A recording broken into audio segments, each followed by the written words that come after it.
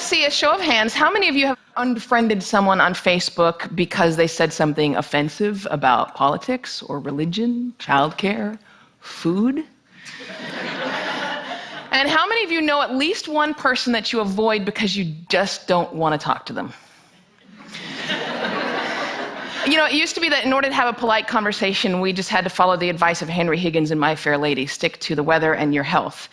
But these days, with climate change and anti-vaxxing, those subjects are not safe either. So this world that we live in, this world in which every conversation has the potential to devolve into an argument, where our politicians can't speak to one another, and where even the most trivial of issues have someone fighting both passionately for it and against it, it's not normal.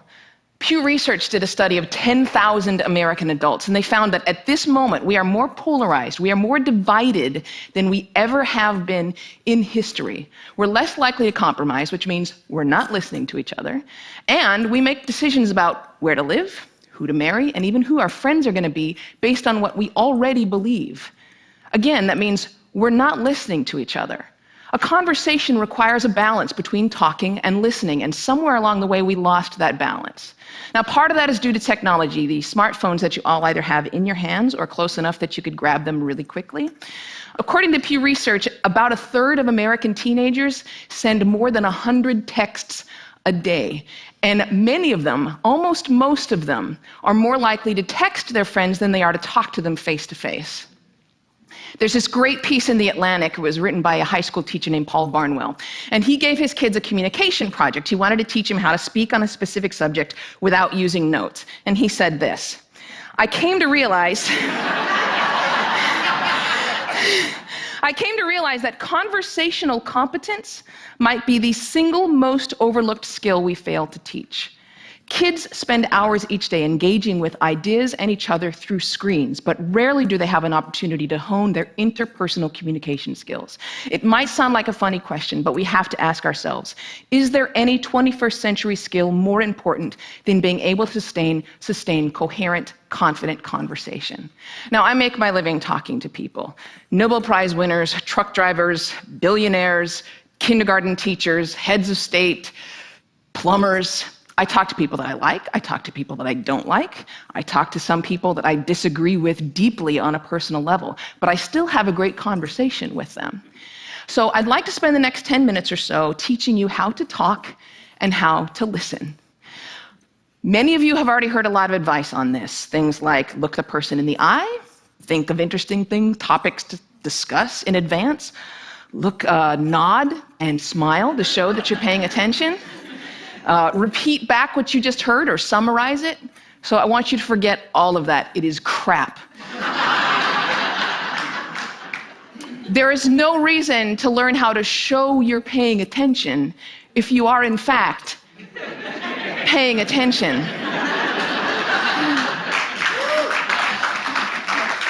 Now, I actually use the exact same skills as a professional interviewer that I do in regular life. So I'm going to teach you how to interview people, and that's actually going to help you learn how to be better conversationalists. Learn to have a conversation without wasting your time, without getting bored, and please God, without offending anybody. We've all had really great conversations. We've had them before. We know what it's like. The kind of conversation where you walk away feeling engaged and inspired, or where you feel like you've made a real connection or you've been perfectly understood. There is no reason why most of your interactions can't be like that. So I have 10 basic rules. I'm going to walk you through all of them, but honestly, if you just choose one of them and master it, you're already going to enjoy better conversations. Number 1, don't multitask. And I don't mean just set down your cell phone or your tablet or your car keys or whatever's in your hand. I mean, be present. Be in that moment. Don't be thinking about your argument you have with your boss. Don't be thinking about what you're going to have for dinner. If you want to get out of the conversation, get out of the conversation. But don't be half in it and half out of it. Number 2, don't pontificate. If you wanted to state your opinion without any opportunity for response or argument or pushback or growth, write a blog. Now, there's a really good reason why I don't allow pundits on my show, because they're really boring. If they're a conservative, they're going to hate Obama and food stamps and abortion. If they're a liberal, they're going to hate big banks and oil corporations and Dick Cheney. Totally predictable. And you don't want to be like that. You need to enter every conversation assuming that you have something to learn. The famed therapist Eb Scott Peck said that true listening requires a setting aside of oneself. And sometimes that means setting aside your personal opinion.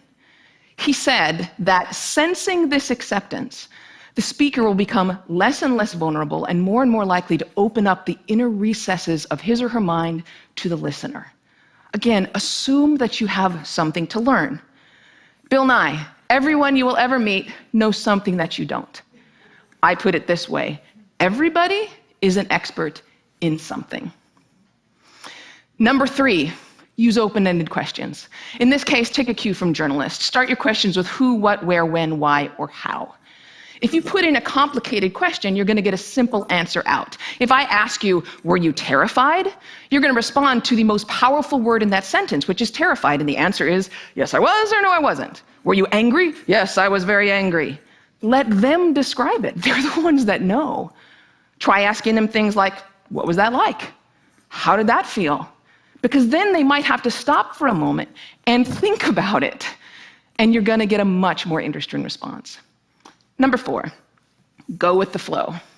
That means thoughts will come into your mind, and you need to let them go out of your mind. We've heard interviews often in which a guest is talking for several minutes, and then the host comes back in and asks a question which seems like it comes out of nowhere, or it's already been answered.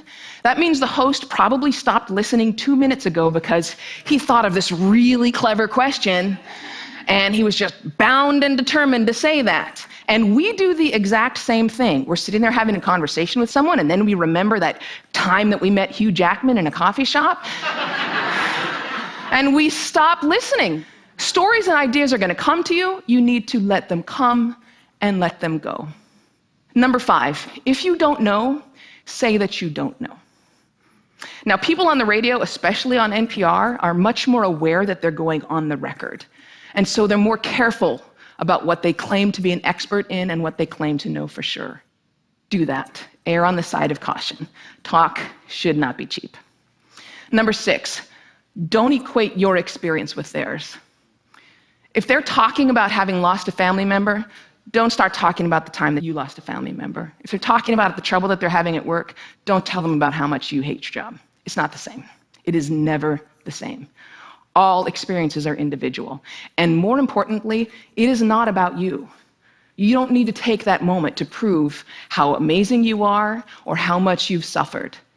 Somebody asked Stephen Hawking once what his IQ was, and he says, I have no idea. People who brag about their IQs are losers.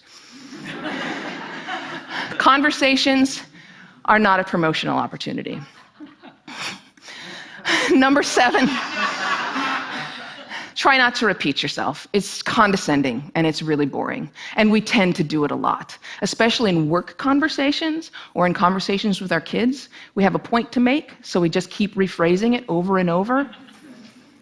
Don't do that. Number 8, stay out of the weeds.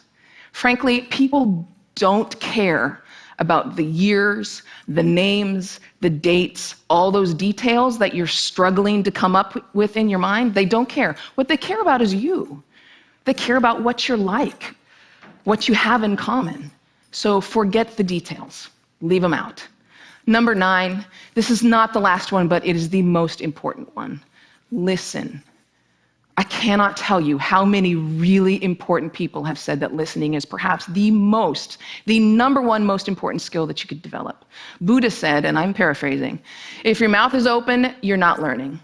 And Calvin Coolidge said, no man ever listened his way out of a job.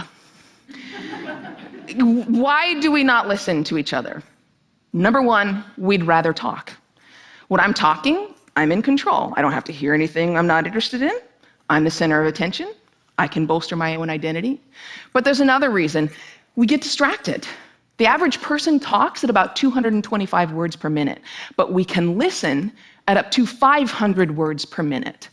So our minds are filling in those other 275 words.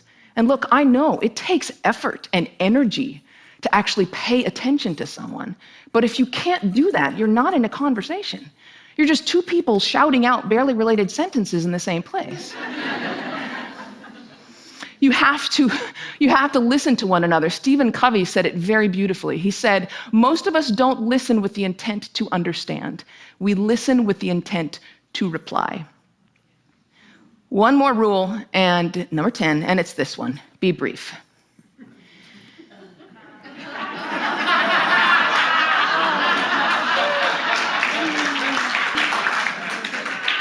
All of this boils down to the same basic concept, and it is this one: be interested in other people. You know, I grew up with a very famous grandfather, and there was kind of a ritual in my home. People would come over to talk to my grandparents, and after they would leave, my mother would come over to us and she'd say, "Do you know who that was? She was the runner-up to Miss America. He was the mayor of Sacramento. She won a Pulitzer Prize. He's a Russian ballet dancer." And I kind of grew up assuming everyone has some hidden amazing thing about them. And honestly, I think it's what makes me a better host. I keep my mouth shut as often as I possibly can. I keep my mind open, and I'm always prepared to be amazed, and I'm never disappointed.